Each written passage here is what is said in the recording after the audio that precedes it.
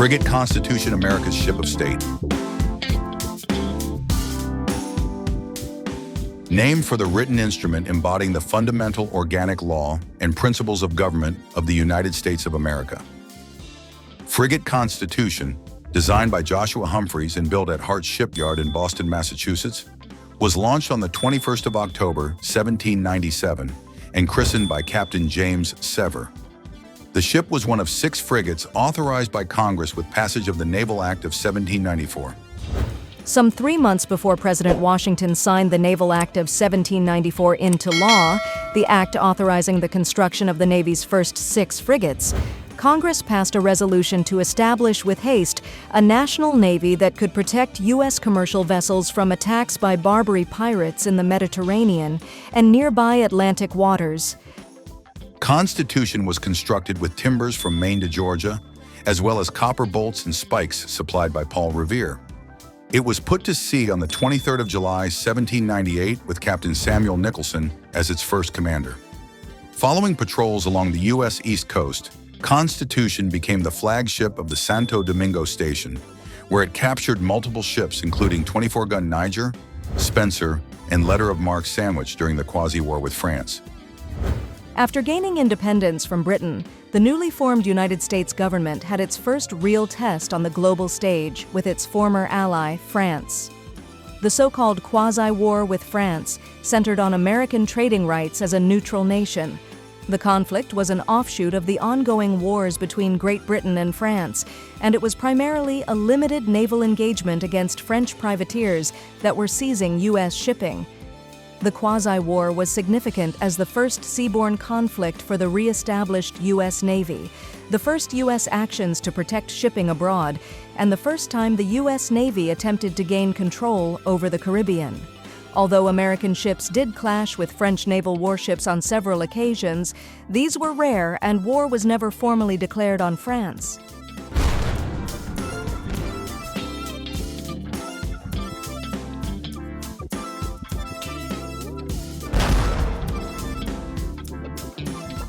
At the war's end, it was placed in ordinary at the Charleston Navy Yard.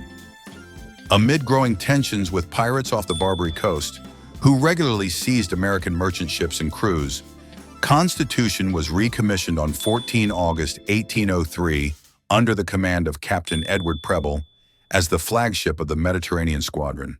Preble led the squadron and vigorously brought the war to Tripoli. On its decks, tactics for destroying the captured frigate Philadelphia were laid as well as those for blockading and assaulting the fortifications of Tripoli. In August 1804, the squadron bombarded enemy ships and shore batteries with effective results. Commodore Samuel Barron and later Captain John Rogers were next to command the squadron in Constitution, continuing to successfully blockade and seize enemy vessels.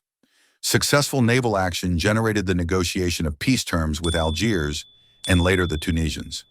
Constitution continued presence patrols for the next 2 years before it set sail for Boston under the command of Captain Hugh Campbell, arriving in November 1807.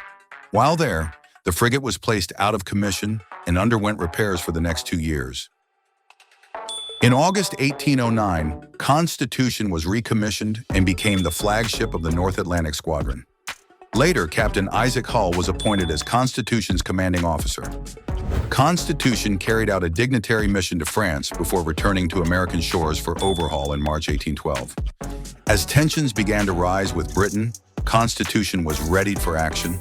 On the 20th of June, 1812, the declaration of war was read to the crew, and on the 12th of July, it set sail, rejoining the North Atlantic Squadron.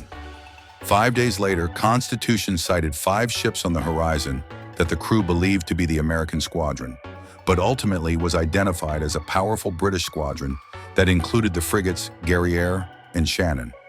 As Constitution came to within range, the British squadron opened fire.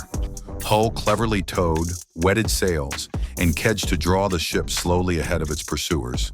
For 2 days, all hands were on deck in a desperate attempt that ultimately led to their escape. Stick with us because this story is about to blow your mind. On the 19th of August, Constitution again sighted the powerful Guerriere while cruising off the Gulf of St. Lawrence. As the ships drew nearer, Guerriere opened fire on Constitution.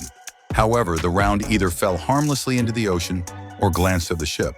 Hull subsequently gave the order to fire on the British ship that ultimately destroyed Guerrière's mizzenmast, damaged its foremast, and cut away most of its rigging. Both crews tried to board each other's ships, but heavy seas prevented it. As the ships began to separate, Guerrière desperately fired point-blank into the cabin of Constitution, but the fires were quickly extinguished. Guerrière was dead in the water. The British ship struck its flag, and the crew of Constitution boarded the ship. But it was in such bad condition that it was burned and the crew were taken as prisoners.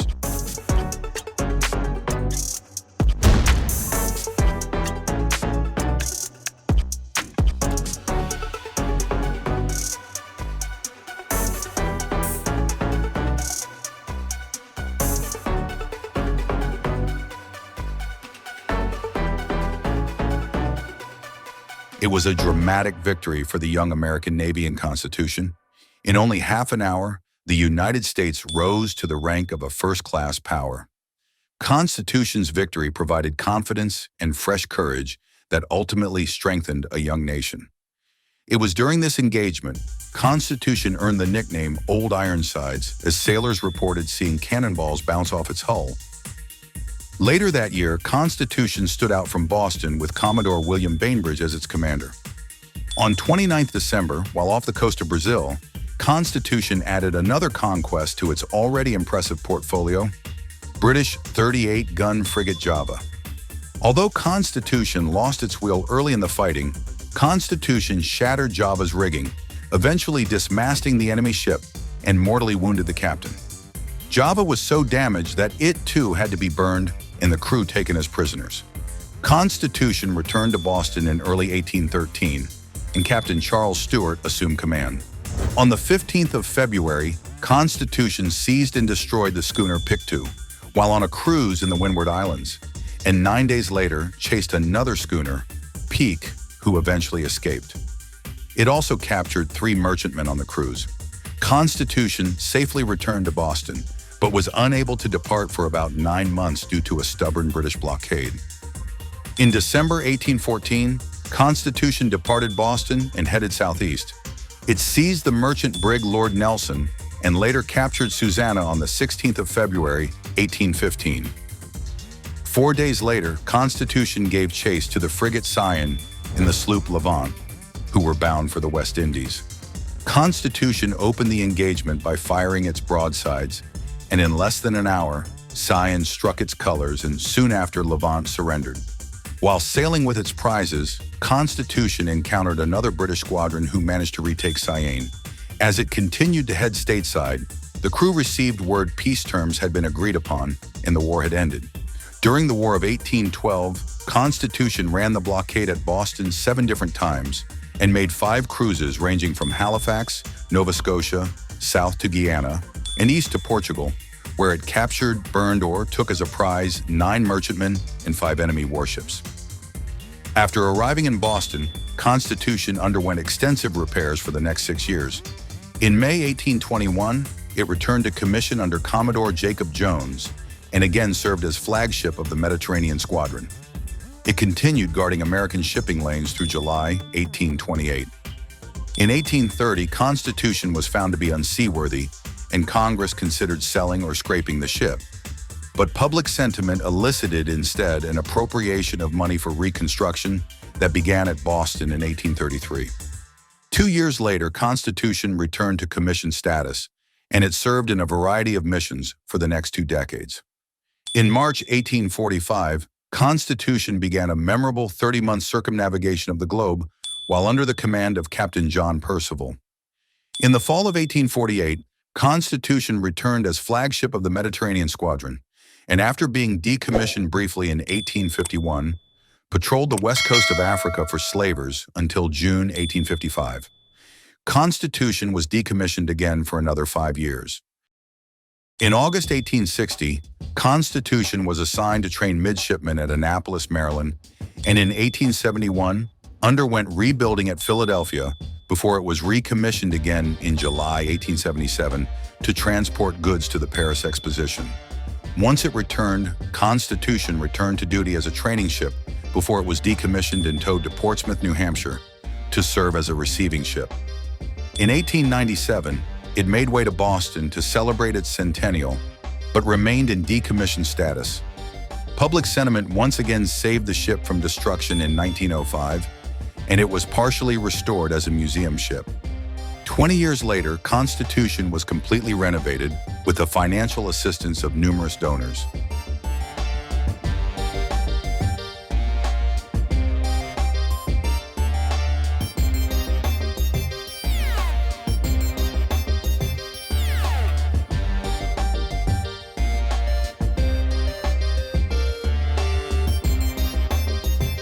On the 1st of July, 1931, Constitution returned to commission status.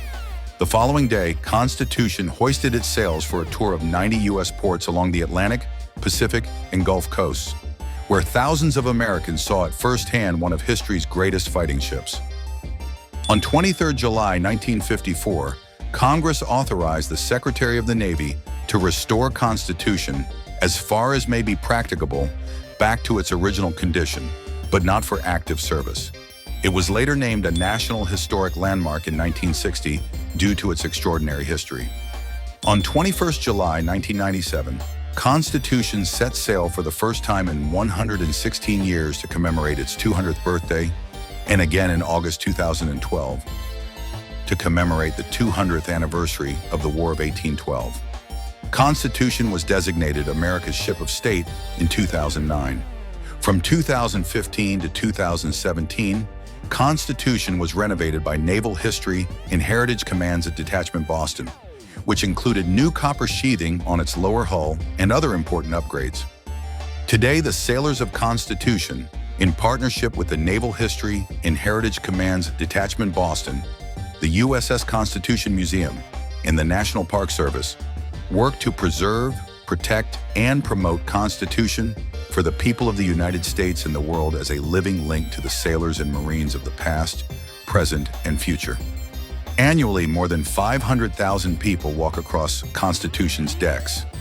It remains the world's oldest commissioned warship afloat and the world's oldest vessel that can still sail under its own power.